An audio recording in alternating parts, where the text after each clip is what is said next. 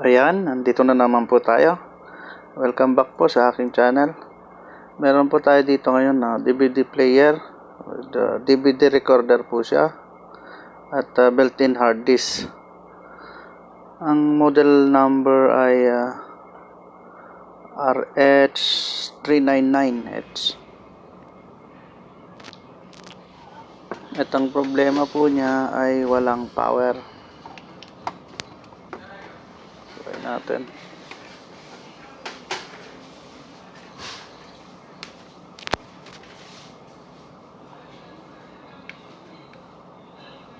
Ayan, kahit anong pindot natin sa power, ayaw mag-power. So ayan, bago po natin umpisa ni-repair, salamat po sa mga nag-subscribe sa channel ko. At sa mga hindi pa po nag-subscribe, please subscribe at pakihit na rin po ang bell button para updated kayo pag may bago tayong upload video.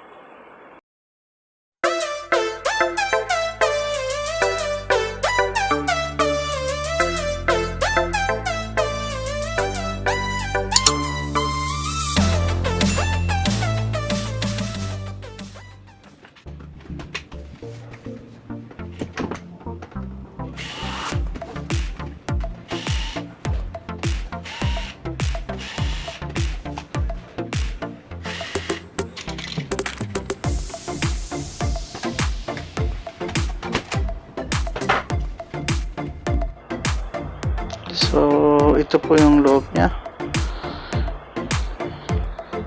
Ito po yung DVD room. At ito naman yung hard disk niya. At ang size ng hard disk ay 320 GB.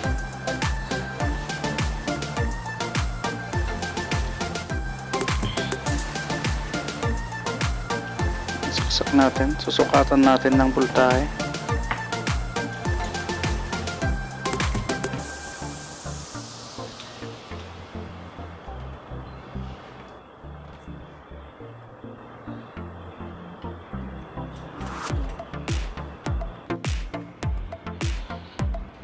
Sukatan po natin yung 5.3.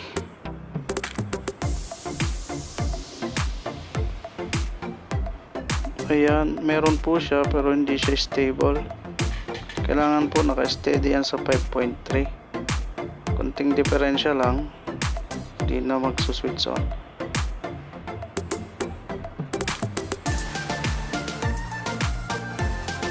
Sa iba wala ring masukat. Pero ang pinaka-importante talaga yung 5.3 kasi yun yung magsuswitch on sa unit. Voltahe na magsuswitch on sa unit.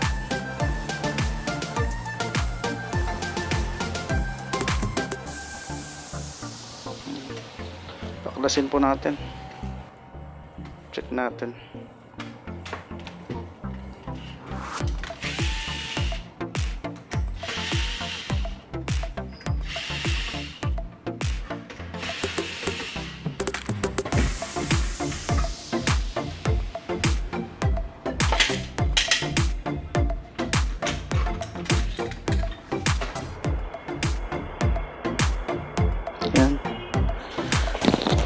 Try po natin siyang isaksak at sukatan ng walang load.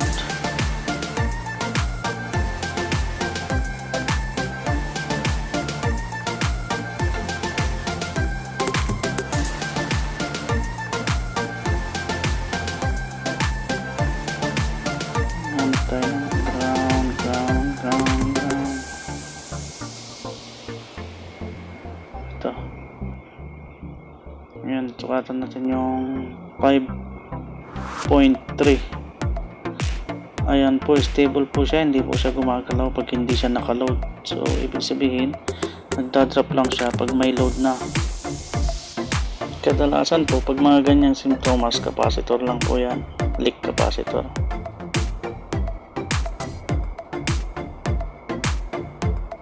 Ayan, tingnan muna natin siya kung nag-discharge na.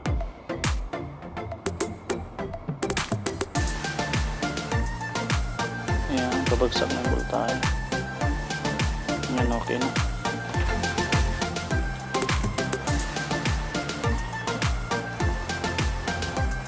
So, ito po yung capacitor. Ito dumaan yung linya ng 5.3.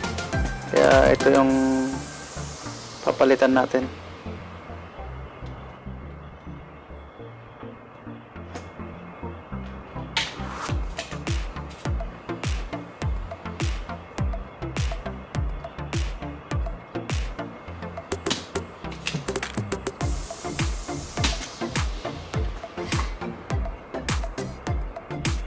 Dahil wala tayong bagong capacitor, galing lang din po sa bunot nung ipapalit natin. Itong papalit ko. Pero okay naman siya.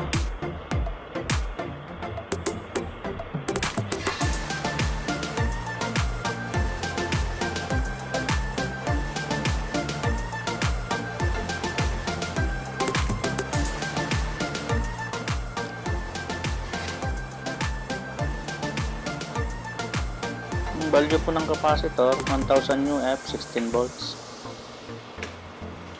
Ayan, try na po natin kung may nagbago sa voltahe nya pag nakasalpak.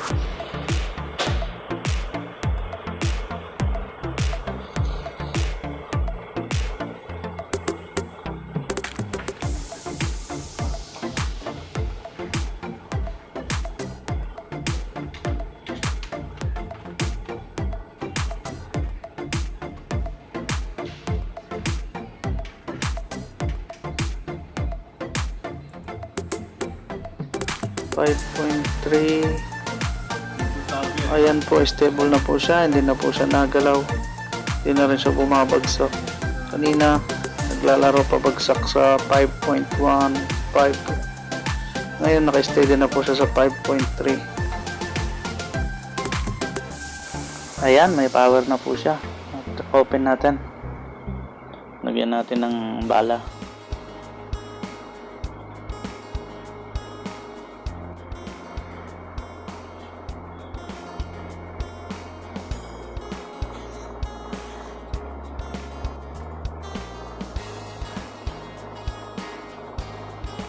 Ayan, nag-read na po siya. Nagbasa na. Ito po yung sa DVD. Ayan. Try naman natin sa hard disk. Play natin. Ayan, hard disk na po yan yung nagpi-play. So, okay na po siya. Capacitor lang po ang problema. So, kung nakatulong po sa inyo tong video na to, please, sa hindi pa po nakasubscribe, subscribe na po at pakihit na rin po ang bell button para updated kayo pag may bago tayong upload video.